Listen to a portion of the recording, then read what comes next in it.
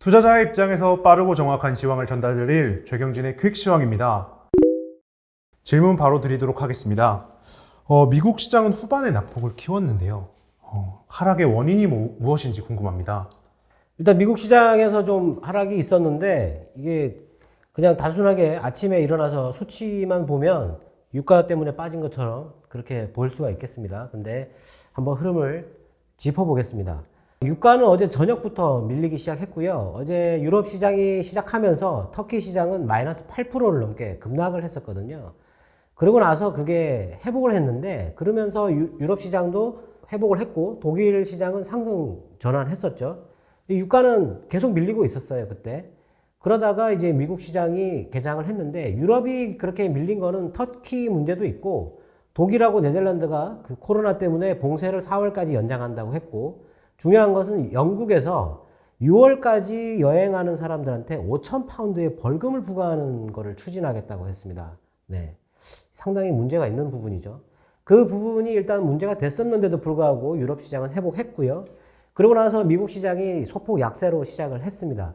그랬는데 급락이 나온 거는 어제 청문회가 있었지 않습니까? 연준 의장과 재무장관이 발언이 있었는데, 연준 의장은 뭐 똑같이 인플레는 크게 걱정할 게 없고 그걸 제어할 수단이 있다라고 얘기를 또 했고, 재무장관의 증세를 얘기를 했습니다. 예, 이제 과도한 부채가 이제 부담이 되니까 증세를 해야 된다라고 했는데, 인프라에 대해서 지금 3조에서 4조 달러 되는 거를 대통령께 보고를 하겠다고 했는데 거기에 증세를 붙여서 보고를 한다라는 거죠. 그러니까 이 또 의회에 이게 같이 올라가게 되는데, 지금 현재 공화당은 증세에 대해서 절대 안 된다라는 식으로 강하게 거부감을 표시하고 있기 때문에 이게 또 같이 올라가게 되면 인프라가 이게 되는 게 이게 좀 지연된다라는 거죠. 어제 US 스틸 관련해서 제가 간단하게 말씀드렸지만 철강이 부족하고 철강 가격이 급등하고 있다고 얘기를 했는데, 어제 US 스틸이 급락했습니다. 마이너스 8% 넘게 빠졌거든요. 인프라 지연에 대한 우려 때문에 빠졌다고 봐야 되니까 어제 미국 시장 하락은 인프라 관련된 우려로 빠진 거라고 봐야 되는 거죠. 그게 우리나라랑 아무 상관없는 겁니다. 네. 어제 인권 탄압은 큰 문제가 되지 않을 거다라고 말씀하시면서 전혀 다른 문제가 대두되어야 조정이 올 것이다 라고 언급해 주셨습니다. 혹시 예상하고 있는 시나리오가 있는지 궁금합니다. 인권 탄압에 대해서 제재를 했죠. 사람하고 단체에 대해서 제재를 하니까 중국도 유럽에다가 사람하고 단체에 대해서 제재를 하죠. 네. 그거는 경제하고 아무 상관이 없죠. 문제는 미국이 왜 인권 문제를 거론하냐면 유럽 사람들이 이 인권 문제에 민감합니다. 근데 트럼프 대통령 때 유럽과 미국의 단합이 많이 안 좋았었죠. 그런데 지금 바이든이 그걸 결속시키기 위해서 인권 문제를 강하게 거론하는 거죠. 그래서 이번에 유럽도 그 중국과의 무역 때문에 유럽이 홍콩 문제에 그렇게 과도하게 개입을 안 하고 있었거든요. 근데 이번에 인권 문제를 거론하니까 같이 동참을 한 거죠. 오늘도 그게 문제가 될 수 있는데, 미국 그 언론에서 그런 얘기가 나왔습니다. 이제 미국과 유럽이 중국에 대해서 기술이나 아니면 공급망에 대해서 강한 제재가 가해질 것 같다, 이런 전망이 있었어요. 물론 반대측 의견도 있는데요. 오늘 그 거론된 것 중에서 탄소 국경세가 나왔거든요. 예, 탄소 국경세. 이게 지금 탄소 배출권 가격이 올해만 30% 정도 급등했는데요. 이게 미국 무역대표부에서 이 탄소 국경세에 대해서 검토를 하기 시작했다고 합니다. 아마 이제 인권 문제 이런 거 거론하면서 탄소 국경세 얘기를 하게 될 건데요. 이게 뭐냐면 우리나라가 탄소 배출을 줄이기 위해서 돈을 많이 들여가지고 탄소 배출을 줄이면 그 비용을 우리나라에 수출하는 그 나라가 우리나라보다 탄소 배출량이 많다면 관세를 부과를 하는 겁니다. 당연히 중국이 대상이 되겠죠. 이게 자료가 조금 그렇게 최근 자료가 없는데 2017년도 기준으로 중국의 탄소 배출은 27%고요. 미국은 14%예요. 근데 트럼프 때 그게 엄청나게 늘었어요. 왜냐하면 석유화학을 막 장려를 했기 때문에 그냥 그 파리 기후협약도 탈퇴했잖아요. 그래서 그게 늘었거든요. 그런데도 불구하고 미국보다 중국이 많습니다. 예. 그리고 인도가 그 다음이고 그 다음이 러시아예요. 예. 중국과 러시아가 거기에 들어가 있습니다. 그러니까 특히 이제 타겟은 중국이 될 건데, 중국에다가 탄소 국경세를 부과를 하는데 유럽이 강하게 동참을 할 가능성이 있는 거죠. 그러면 관세 부과가 늘어날 거고, 중국 경제에 조금 타격이 가해질 수 있는 거죠. 네. 근데 대놓고 관세를 부과하는 게 아니고 정당한 어떤 근거가 있다라는 거죠. 탄소 배출 못 줄였으니까 너희들한테 관세를 부과한다. 이제 그런 쪽으로 나오면 이제 이 인권 탄압 문제부터 시작해서 이제 조금 시장에 영향을 주기 시작할 겁니다. 유럽에서 변종 바이러스가 재확산하여 위험 기피 현상으로 원달러 환율이 올라가는 것 같습니다. 일시적인 현상으로 봐야 할지 궁금합니다. 바이러스 때문에 환율이 올라간다. 물론 관련성이 있습니다. 오늘도 파운드화가 약세고요. 그 아까 말씀드린 그 여행자들에서 그 벌금 부과하는 것 때문에 그런지 파운드화가 약세예요. 파운드화가 약세고 그것 때문에 달러가 강세로 가니까 다른 환율이 오늘 우리나라 환율은 조금 올랐습니다. 1132원 정도까지 올랐는데요. 그것 때문에 환율이 올랐다라고 볼 수도 있겠죠. 그걸 또 영향이 없다고 할 수는 없는데 오늘 뭐 미국 시장이 많이 하락했지만 우리는 하락을 많이 안 했거든요. 근데 오늘 일본이 마이너스 2% 급락했고요. 그리고 중국도 지금 마이너스 1% 넘게 빠지고 있습니다. 네, 그것과 관련해서 캐나다 중앙은행이 코로나 지원책을 이제 중단하겠다라고 발표를 했어요. 그러면서 캐나다에서도 코로나가 재확산돼서 3차 확산을 우려한다.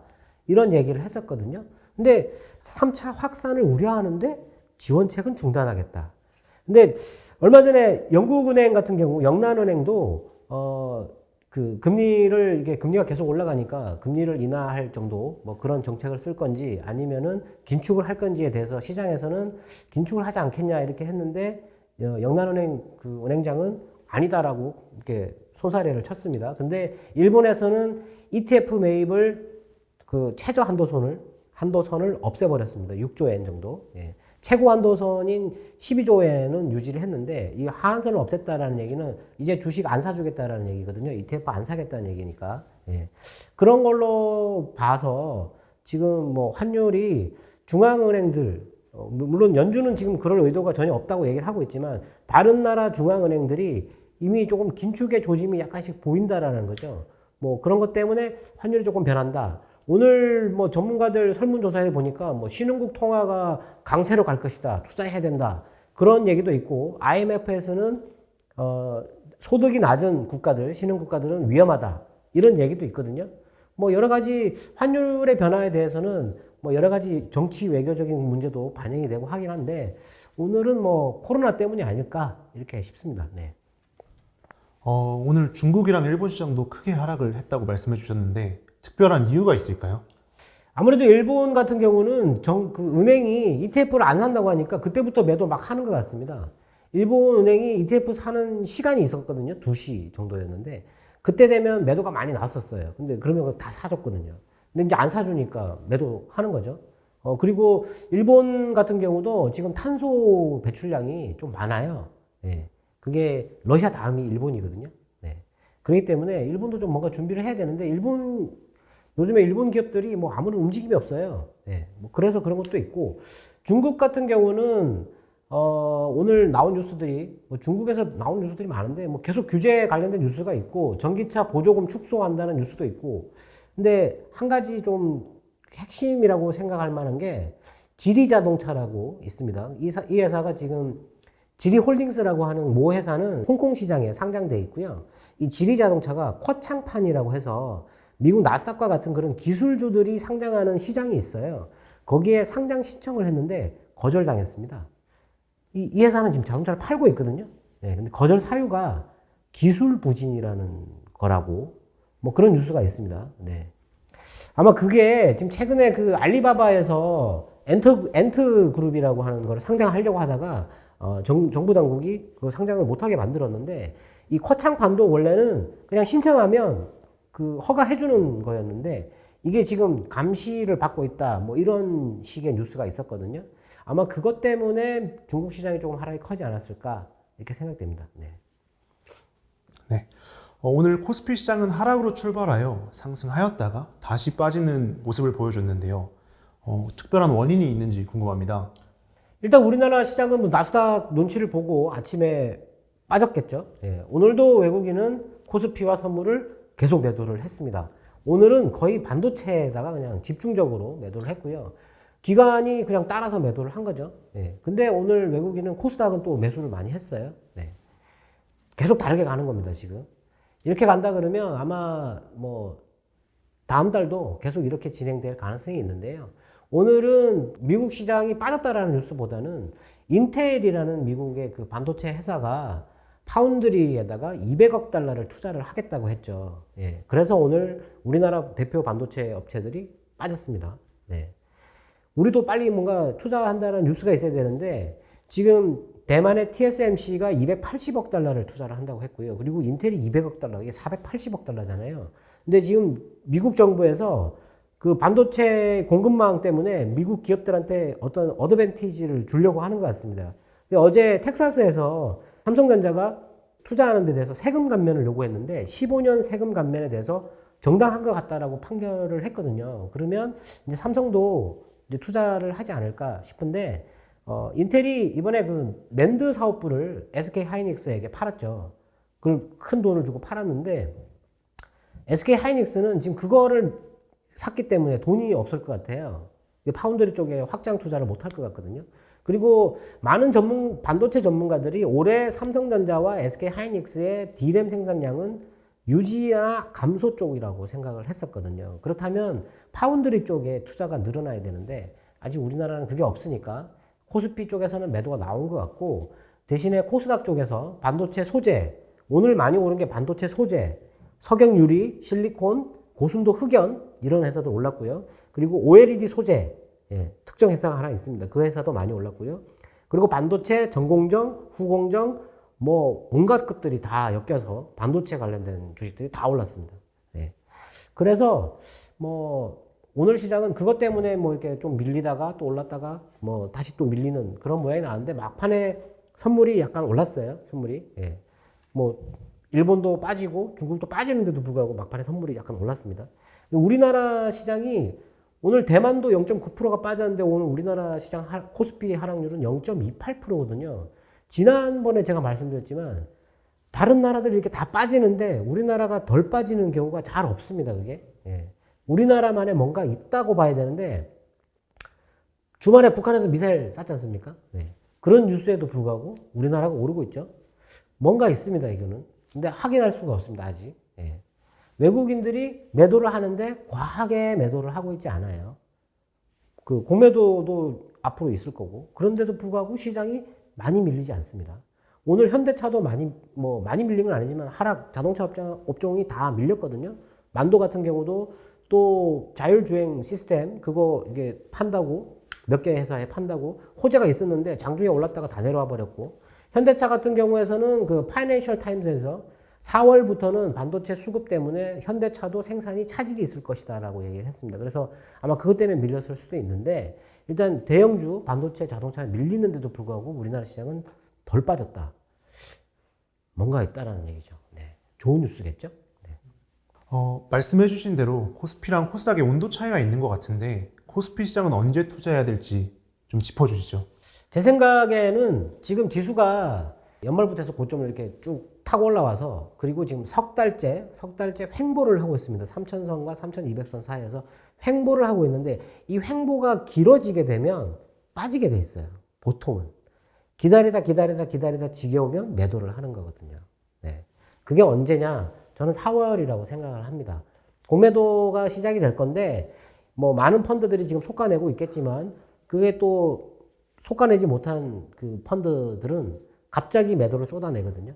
그리고 지금 요즘같이 뉴스가 많으면 쏟아냈다가 다시 사다가 뭐 이렇게 해야 될 수도 있기 때문에 아마 4월 달에 그걸 결정할 가능성이 있을 것 같아요. 그러면 그때 급하게 매도가 나올 가능성이 있거든요. 그래서 급락할 수 있다라고 보는데 지금 방금 제가 말씀드렸지만 우리나라 시장에 뭔가가 있는 것 같다라고 한다면 이게 횡보를 하다가 기다리다 지겨워서 매도가 나와야 되는데 호재가 나오면 올라가는 수도 있겠죠. 예. 근데 제 생각에는 한번 빠졌다가 이렇게 올라갈 가능성이 가장 높다고 봅니다. 그래서 4월 달에 코스피를 꼭 사야 되겠다면 4월 달에 예. 코스닥은 지금 사시면 되고 그렇습니다. 중국에 달러가 빨려 들어가고 있다고 말씀을 해주셨는데요. 이유가 무엇인지 그리고 어떤 문제가 발생할 수 있는지 궁금합니다. 중국에 달러가 빨려 들어가는 이유는 모릅니다. 네, 죄송하지만 모르지만 추측은 할 수 있습니다. 미국에서 달러가 많이 나오니까 이 달러를 소화해 줄 때가 필요하거든요. 왜냐하면 미국 내에서 풀면 물가 뛴다 그랬지 않습니까? 근데 전 세계 국가 중에서 이렇게 많은 달러를 소화할 수 있는 나라가 중국밖에 없어요. 근데 2019년도에 무역 전쟁을 하면서 미국이 중국에게 요구한 게 있어요. 그게 뭐냐면 인터넷 개방하고요. 그리고 지적재산권 보호하고 그다음에 금융시장 개방입니다. 보통 사람들은 그때 위안화 절상을 요구하는 게 아니냐라고 했는데 위안화 절상 얘기는 없었습니다. 이 세 가지가 핵심인데요. 금융시장 개방이 2019년도 말에 JP모간부터 시작해서 개방되기 시작했어요. 그때부터 이 미국에서 중국으로 들어가는 그 달러가 급증하기 시작했는데요. 최근에 코로나 이후에 이게 더 늘었죠. 그리고 지금 올해는 더 급증하고 있는 상태고, 이렇게 빨려 들어가는 거는 미국이 푸른 달러를 소화를 해야 되니까 그래서 중국에다가 들어가는 거죠. 예. 그래서 중국 경제가 버티고 있어야 돼요. 중국 경제가 갑자기 무너지면 이 달러를 소화할 수 없거든요. 그래서 빵봉투 가방끈에다가 관세를 부과하는 겁니다. 예. 그대로 놔두기 위해서. 그런데 이렇게 계속 달러를 주면 중국이 계속 먹겠죠, 그거를. 그럼 이렇게 이제 커지는 겁니다, 계속. 커지다가 지금 경제가 무기지 않습니까? 돈이 무기거든요. 이걸 이제 무기로 사용할 때가 있다라는 거죠. 예. 그때가 언제일지는 모르겠지만 아마 좀 미국과 중국의 이제 싸움이 시작되는 거니까 이게 싸움이 시작되다가 이제 아주 과격해질 때 그때가 문제가 되겠죠. 그때가 언제냐? 그건 알 수 없는데 일단 미국 경제가 아주 튼튼해져 있을 때여야 될 겁니다. 네. 그렇기 때문에 지금은 아니라는 거죠. 아까 반도체 얘기를 해주시면서 반도체가 많이 올랐다고 하셨어요. 그래서 반도체 투자를 앞으로 늘려야 할 것 같은데 어떤 종목을 어떻게 골라야 할지 궁금합니다. 좀 어려운 부분인데요. 지금 투자를 하고 계시는 분들은 증권사 HTS라고 해서 홈 트레이딩 시스템을 이용하시든지 아니면 MTS라고 해서 모바일 트레이딩 시스템을 이용을 하실 텐데 그쪽에 들어가시면 섹터 검색이라는 게 있어요. 그 섹터 검색에 들어가면 인포스탁이라고 하는 데서 이 섹터에 관련된 주식을 보여줍니다. 이렇게 보여주거든요. 보여주는데 이게 반도체 장비고 이게 반도체 뭐 소재 부품 쪽인데 두 개 합하면 120개 정도 되거든요. 이 중에서 뭘 선택을 해야 될지 어떻게 알겠습니까? 근데 당일날 들어가면 오르는 종목부터 내리는 종목까지 나와요. 그러면 반도체 투자 뉴스가 나왔지 않습니까? 그러면 오르는 종목 쪽을 봐야 되겠죠. 이쪽에서 상위부터 이제 찾아 들어가는 건데 우리나라는 이런 섹터에서 오르는 종목을 보면 작은 회사들, 이제 적자에서 흑자로 들어가는 회사들, 그런 회사들을 삽니다. 누가? 기관이 사요. 예. 그래 참 제가 지난번에 말씀드렸던 검사 장비나 식각 장비나 뭐 이런 회사들 큰 회사들이거든요. 규모가 좀 큰데 오늘 같은 경우도 세경 장비 회사 그리고 뭐 석영 유리 소재 만드는 회사 그리고 뭐 후공정인 회사도 있었고 이게 뭐 전공정도 아니고 후공정도 아니고 뭐 그냥 다 올라가는 건데 선택되는 그 회사들의 어떤 이점이라고 할까 메리트라고 하는 게 별로 크지 않아요. 오늘 근데 석영유리 회사는 1분기 실적이 최대치가 나올 거다라는 것 때문에 오늘 많이 올랐습니다. 근데 며칠째 계속 오르고 있어요. 그 주식은. 근데 그거를 제외하고 나서는 저 회사가 왜 오르는지 좀 이해가 안 되는 다만 그냥 반도체 장비 회사니까 그냥 올라가는 그런 거죠. 그래서 제가 볼 때는 이렇게 많은 종목들이 쫙 나오는데 제가 제일 중요하게 생각하는 게 뭐냐고 말씀드리면 영업이익률이라고 말씀드렸지 않습니까? 거의 독점적인 지위에 있어야만이 이 회사의 성장이 상당히 빨라지거든요.